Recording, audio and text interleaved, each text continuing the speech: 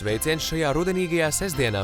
Izberzējam kārtīgu miegu no acīm, pagatavojam mīļajiem brokastis un skatāmies kopā, ko Ķepavas sirds ir sastrādājusi šonedēļ.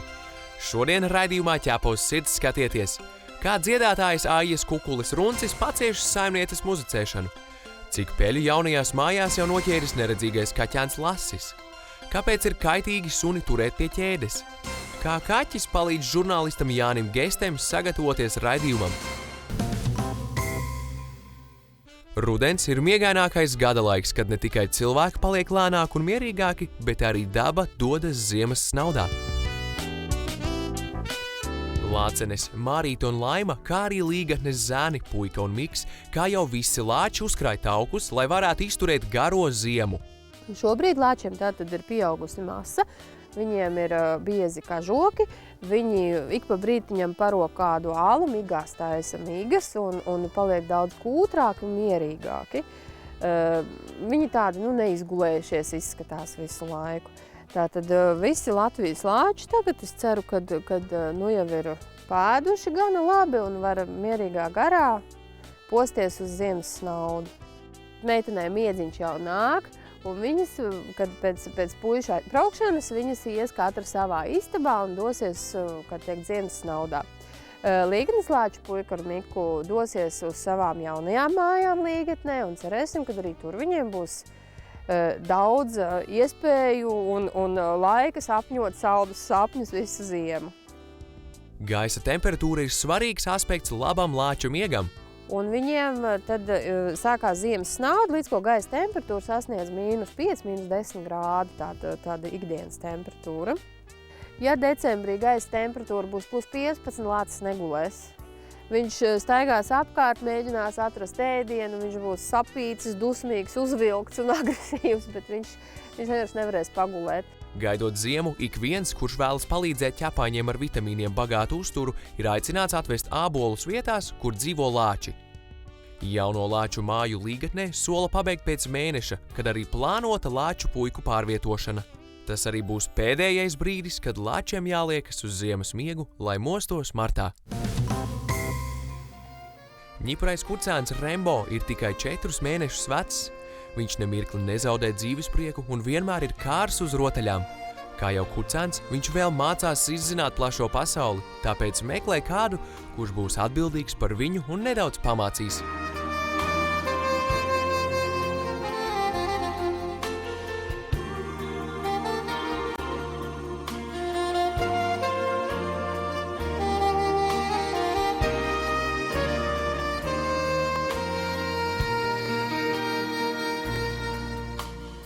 Ķepavas sirds vairāki skatītāji jautā, vai ir iespējams atradināt suni no ķēdes suņa ieradumiem, un vai vispār ķēde ir vajadzīga sunim.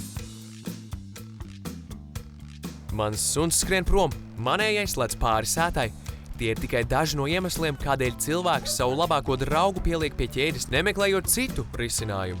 Sāksim ar to, kad suns pats pēc būtības absolūti nepanēs ķēdi, vienkārši kā būtība, kā dzīvnieks.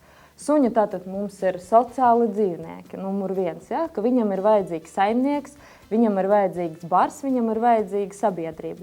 Tad, kad mēs pieliekam suni pie ķēdes vienu pašu un viņš dzīvo uz tās ķēdes, tad lēnītēm patiesībā viņi nojūg. Ir kādi gadījumi citreiz, ka tiešām suni var pielikt pie ķēdes, bet ir jāizmēģina viss iespējamais tomēr līdz tam un jāsaprot ir iemesli, kāpēc viņš skrien prom.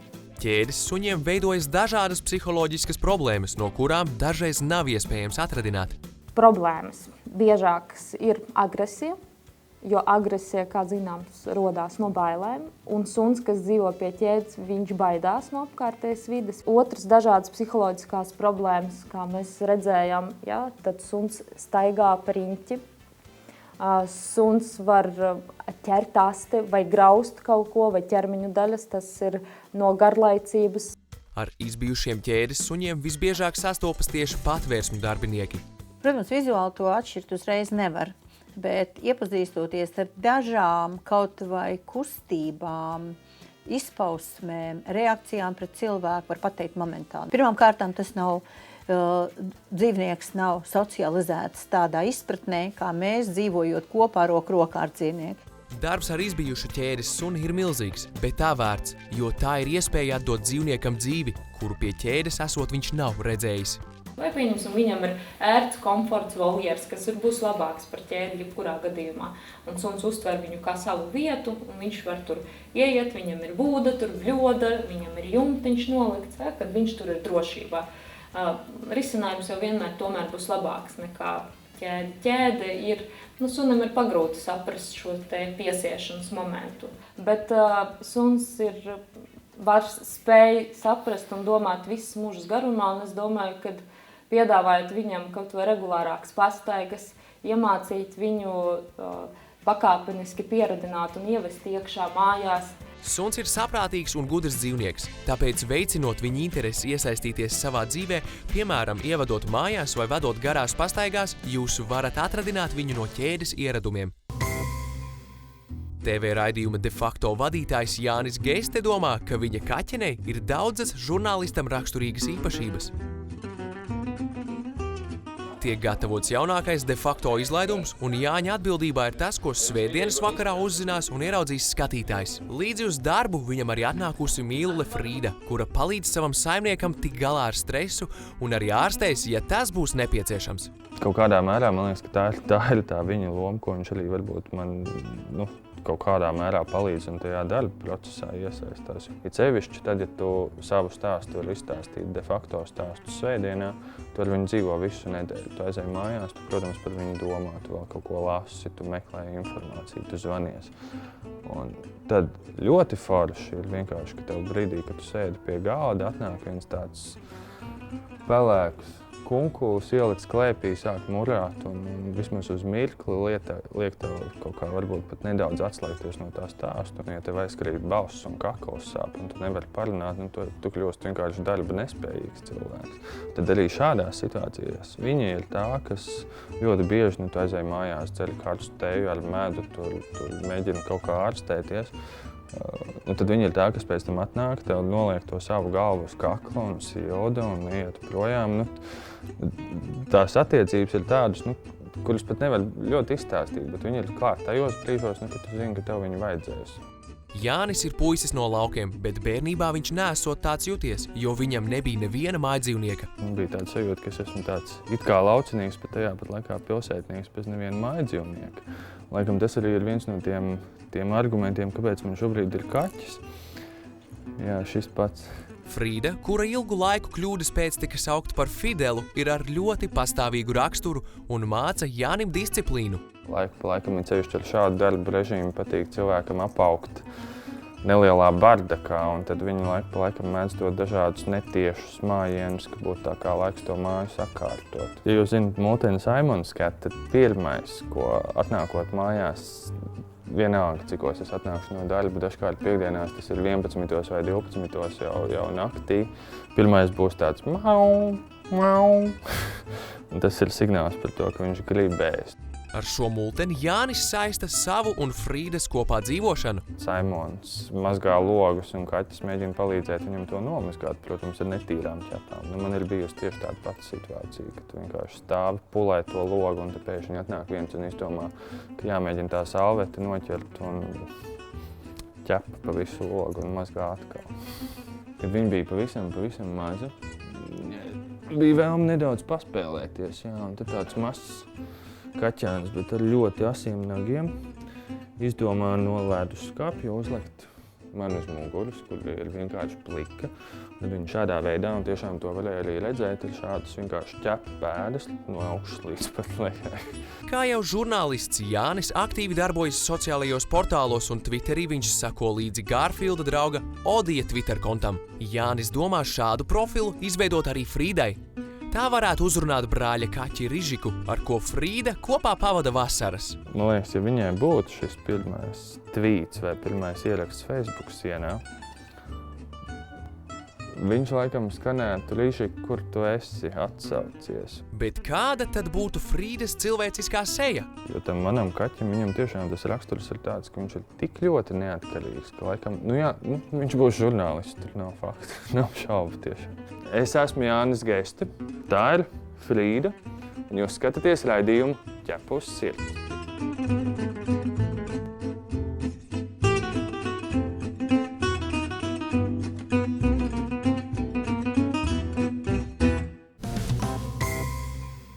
Divu krāsu runcītis Macintosh ir kārtīgs, aptuveni 3 gadus jauns sabiedrisks kaķis, kurš ar prieku sagaidīs ciemiņus. Lai gan pamests uz ielas, tomēr nav zaudējis ticību cilvēkos. Abur ar savu gudro skatienu un gaidot kārumu, kas varbūt arī rozīne no keksiņa, labprāt apsēdīsies uz aicinājumu Makiņ sēdi.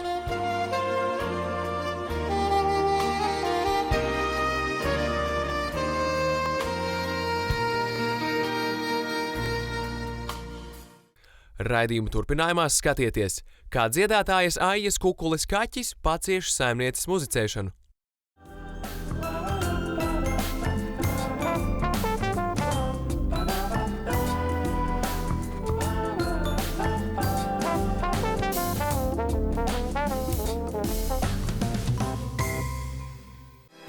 Hei, mēs joprojām gaidām to foršo video ar tavu mīluli, kas sasmīdināja visus radus un draugus. Mūsu skatītāji arī labprāt papriecātos.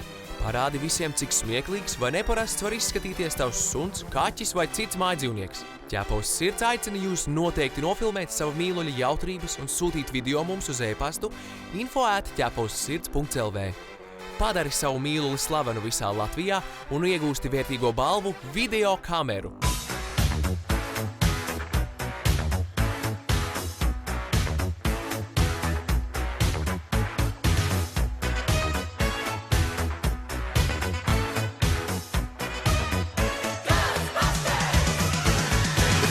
Strange in your neighborhood, who you gonna call?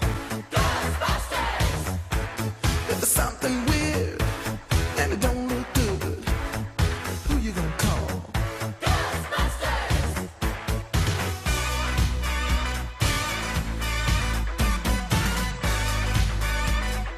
I ain't afraid of no ghosts.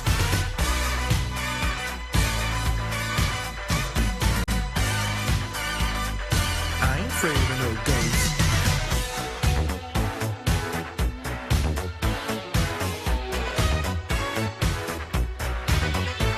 If you're seeing things running through your head, who can you call? Ghostbusters! An invisible man sleeping in your bed. Oh, who you gonna call?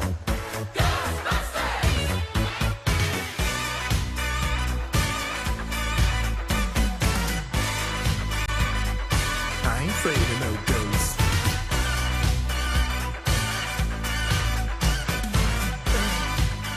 Padari savu mīluli slavenu visā Latvijā un iegūsti vērtīgo balvu video kameru. Kamēr Jānis Geste tikai plāno ieviest savam mīlulim Twitter profilu, mūsu nākamā stāsta varonim tāds jau ir jāatzīst gan Facebookā. Tieši šodien aprit pusgads, kopš mūsu aprīļa raidījuma varonis neredzīgais kaķēns Lasītis devās uz savām jaunajām mājām. Ķepa uz sirds devās palūkoties, kā ņiprais runčuks ir iedzīvojies. Pirms pusgada jums stāstījām, ka Lasītis drīkst uzturēties tikai telpās, bet izskatās, ka jaunajās mājās viņš ir ieņēmis pavisam citu pozīciju un ir stipri mainījies. Uz labo pusi, protams. Es izstaigā pa dārzu, priecājos, pārbaud savus pelītes un labolītes un visu, ko pēkšņi izskan kaimiņu suns. Suns ir mednieks, ja, un tas suns tagad metās tam kaķītiem virsū. Lasis bēg, atstatās ar galvu pret sienu, modīgi atpakaļ uz visām 4 ķepiņām, tad tas suns dabūja redzēt. Kaimiņu suņu trenkāšana pa dārzu ir tikai viens no daudzajiem Laša jaunajiem hobijiem. Medējām mēs visu, kas kūst, kas nekust, ko vajag, ko nevajag. Viņš man pat tomātus atnes no siltumnīcas, ja tas ir kā 30 metri turējas saimniecības ēkas līdz mājām. Viņš nes tomātus mājas man sanes, viņš nes pēles, viņš nes žurkas, viņš nes sienāžus, sliekas, gliebi. Viņš visu, ko var dārzu atrast, visi jāatnes man atrādīt. Viņš viss nenāk, ja? Bet spēlēties. Kādreiz man nākas uzdāvina arī pa kādai. Sākumā esot gājis visādi, jo, kā Līvija atzīst, viņai neesot bijusi nekāda saprašana, ko ar kaķīti iesākt. Viņš skrēja stenderēs, viņš pat trepēm krita nost, bet tas bija burtiski pietika novelties vienreiz pa tiem pakāpieniem, lai otrā reize jau pienākot ar ķepiņu pačamdīt, kas tur ir. Un jau pēc kādas nedēļas viņš skrēja pa tām trepēm tā, kā viņš varētu tomēr, kad viņa rāds viņas pīra, un ka šis mūžu tur viņam kāpelēs. Jā, pirmās dienas bija tāds, ka visādi piedzīvojumi, jo tad bija jābučo un jāmīļo un jāžālo un visādi. Viņš kā kaķis ir tāds, ka dod Dievs kaut tie acaini būtu tik gudri un tik tādi interesanti, kāds ir lasītājs. Viņš ir daudz ko iemācījis, ļoti daudz viņam esmu iemācījis. Ja, jo patiesībā, ja tu esi neredzīgs un tu nonāc tādā vidē, kur tu neko nezini, ir jāmāca. Citādi jau viņš arī būs tāda mēbelīte, kur tu viņu noliks, tur paņems. Ar savu māsiņu kaķenīti Trīni Lasim vēl jāmācās sadzīvot, jo dažreiz viņš mēdz būt ļoti greizsirdīgs. Ja es, piemēram, guļu gultā, viņš kā 3 metru attālu no krēsla, tad tikko ienāk Trīna, viņš zibenīgi no tā krēsla nost, gultā iekšā, te Trīnē virsū, ar visu masu taranē viņa ķermenīti, ja? Izdzen lauka, nodzen lejā pa trepēm līdz koridoru durvīm, tad uzkāp augšā saka, redz, cik es ko es varu, jā, tāda izteiksme ģīmītī, saka, redz, ko es varu. Ja Trīna agrāk medīja un daudz nesa mājas, tad tā kopš ir Lasis mājā kaut kā dīvainā kārtā tā spēles vienmēr atrodas pie Lasīša. Un Trīnī tur citreiz skumīgi sēž, skatās virsū, citreiz vispār aiztriek te projām. Varētu būt, ka viņš viņu atņem viņas. To viņa notiecīs, tagad ir Lasis mājās, ja. Mēs viņu esam pakārtot vispār. Arī Ingvilda, pie kuras Lasītis uzturējās pirms devās uz jaunajām mājām, ir pārsteigta par to, kā dzīvnieku spēj izmainīt mīlošs saimnieks. Viennozīmīgi, ka Lasis ir tiešām gandrīz paradīzē nonācis un viņš jūtas labi un es redzu, ka viņš ir dzīvespriecīgs, laimīgs. Man nebija absolūti nekādu šaubu, ka tam kaķim kādreiz savā dzīvē varētu būt sava teritorija, savs saimnieks un savu laimīgā dzīve. Tas viņam mazais trūkums noteikti no šķērslis. Līvija uzskata, ka dzīvē nekas nenotiek tāpat vien. Viņai bija jāsatiek Lasis un Lasītim viņa. Man tas mazais ir devis daudz, jau viņš esmu ļoti pateicīgi, liktēm ļoti pateicīgi Ingvildai, ka es esmu tikus pie tā mazā brīnuma. Viņš tiešām ir neparasts kaķis. Nav tā, ka, jā, tagad paņem, tagad slavē, tagad es stāstu, ne? Viņš tiešām ir unikāls kaķis, jā. Lielākā mīlestības izpausme ir tā, ka viņš man iekāpj klēpī, uzceļās pakaļkājiņas un ķepas uz pleciem un piespiež vaidziņu. Tā, ka cilvēku pēc viņš pilnīgi piespiež vaidziņu klāt, jā, un murrauzī. Jeb tā, ka mēs guļam, tad viņš man aptinās uz spilvenu ap galvu apkārt, jā, un piespiežās klāt un murrā. Tādā pie mums ir labi.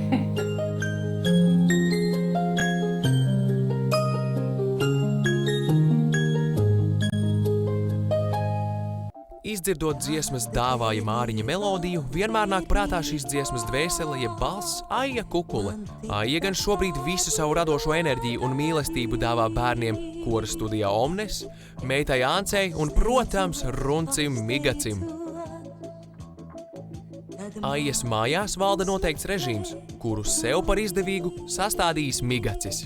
Jā, Migacim arī tāds jauks paradums ir no rīta, kā viņam uznāk ap uz 4 līdz 5 tie laikā. Viņš vēlās, lai es tā kā pieceļos un viņam papildinu klausiņa dēvu. Jā, bet pieņemsim, ja es esmu viena mājās un māma kaut kur aizbraukusi, tad atkal tā nav. Es varu mierīgi gulēt, līdz viņš pieņem tad manu ritmu, jo viņš tā kā pieredz māmu, viņu visu laiku izlaiž un es viņu tā. Sākotnēji, ka viņš bija mazāks, viņš vienkārši tā ar tepu tā uzsita, kas ir, načur, jā. Un kodu matos un visādi, lai pieceltu augšā nakts vidū, protams. Kā jau bērns, Aijas meita Ance ilgi esot uzstājusi, ka mājās vajagot dzīvnieku. Abas esot vienojušās par kaķi. Rītai Drencē bija kādreiz 2 persieši, tad faktiski no turienes jau tā vēlēšanās bija pēc tā persieši. Tās gan bija negāns. Ance gāja tur tā istabā, tie kaķīši tur savā istabā dzīvojas. Un Ance iekritams bērns grib tagad viņiem spēlēties un tie kaķis viņš šņāc riktīgi tā. Ancei bija jāizdomā vārds, jo tas bija Ances kaķis, bet bija man tā kā arī jāakceptē. Man likās Migacis ļoti piemērots kaķim. Un nekas nespēja tur pārliecināt, ka tur būs grūti ķemmēt, un tur vajag smalku barošanu, smalku kopšanu. Vienalga ļoti vajadzēja to kaķīt, un tā mēs tā vienojāmies un arī paņēmām to kaķi. Bērnībā dziedātājai, kā jau lauku meitenei, bijušas gan govis, gan vistas, bet kaķim un sunim viņas vecāki nebija gatavi. Sapnis piepildījās jaunībā, kad Aija dāvanā saņēmusi kokeru spanielu Ceriju. Arī ļoti jauks sunīts, bet tā arī tā viņa vairs nav.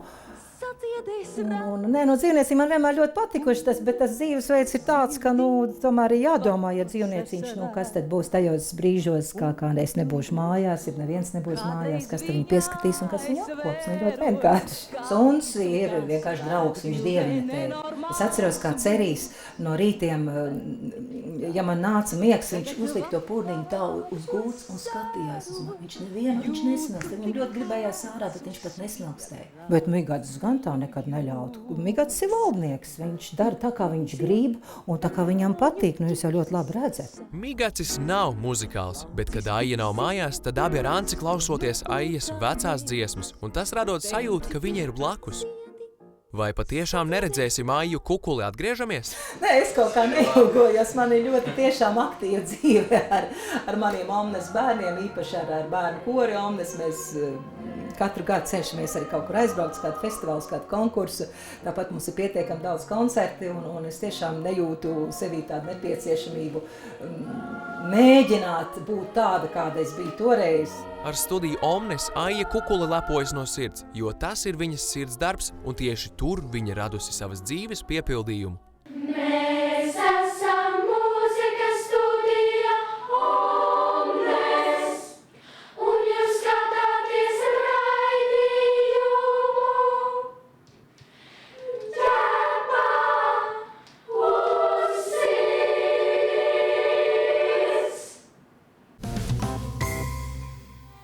Sunenīte Kamila ir ļoti mīļa un maiga radībiņa. Viņai piemīt labas manieres un spēja sadraudzēties gan ar suņiem, gan kaķiem. Patiesībā Kamila ir garspalvaina, bet šobrīd ir safrizēta, jo kažociņš iepriekšējās mājās bija stipri savēlies.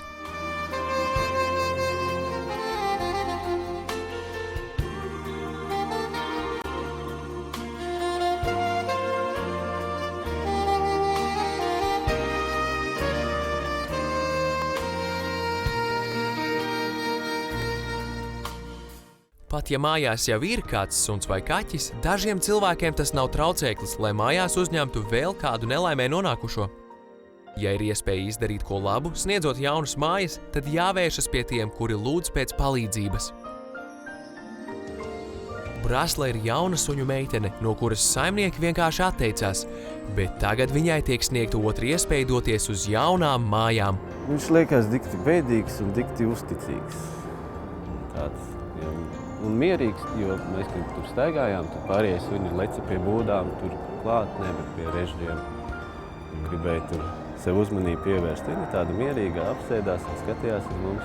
Starp patvērsmi un šķirnes un internetiem un tā, tur momentāli patvērsmi uzvarēja. Tur nebija ilgas svārstīšanās. Viņš būs draugs mājas sunim jau, kas ir mums mājās. Draugs visiem pārējiem. Sargam viņam īsti nevajadzētu būt, jo vajag draugu mums laukos, jā. Brasla jaunajās mājās sauksies par rasu, jo tas vairāk atbilstot viņas mierīgajai un maigajai dabai. Suņi kaķi viņam apkārt būs jautri. Tad kaķiem būs jāpierojās un jāizdomā citu ceļu. Tagad būs jauns saimnieks, jā.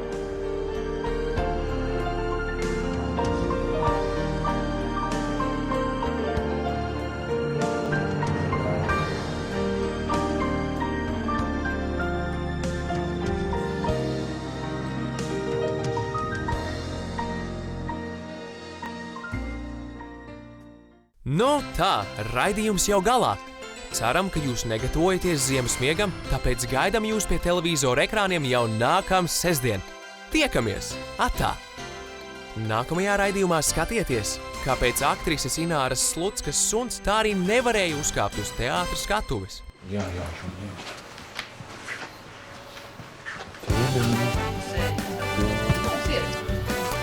Jā. Es esmu Jā. Aha.